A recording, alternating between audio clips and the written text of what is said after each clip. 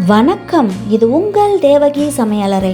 இன்னைக்கு coffee filter இல்லாமல் decoction coffee, அதுவும் கருப்பட்டியை யூஸ் பண்ணி ரொம்ப டேஸ்ட்டாக காஃபி எப்படி பண்ணுறதுன்னு பார்க்கலாம்.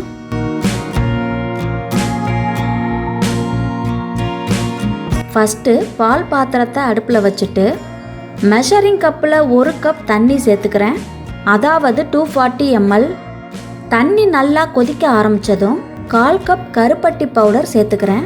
கருப்பட்டி இல்லைன்னா நாட்டு சர்க்கரை கூட நீங்கள் சேர்த்துக்கலாம். கருப்பட்டி நல்லா கரைஞ்சி கொதி வர வரைக்கும் வெயிட் பண்ணலாம்.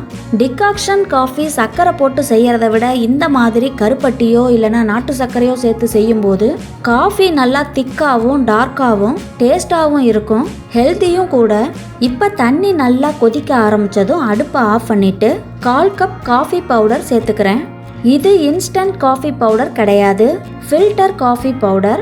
காஃபி தூளை நல்லா மிக்ஸ் பண்ணிவிட்டு கடைசியாக கொஞ்சமாக தண்ணி தெளித்து விட்டிங்கன்னா டிகாக்ஷன் கொஞ்சம் தெளிய ஆரம்பிக்கும்.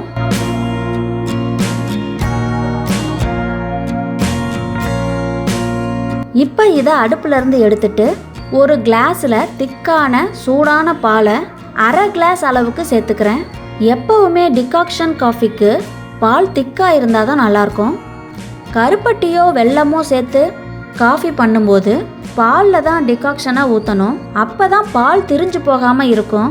டிகாக்ஷனில் பாலை சேர்த்திங்கன்னா சட்டுன்னு பால் திரிஞ்சிரும்.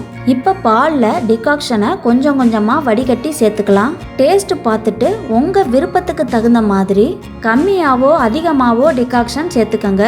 இப்போ ரொம்ப டேஸ்டியான கருப்பட்டி டிகாக்ஷன் காஃபி ரெடி. இந்த வீடியோ உங்களுக்கு பிடிச்சிருந்தா லைக் பண்ணுங்க, ஷேர் பண்ணுங்க, கமெண்ட் பண்ணுங்க, சப்ஸ்கிரைப் பண்ணுங்க.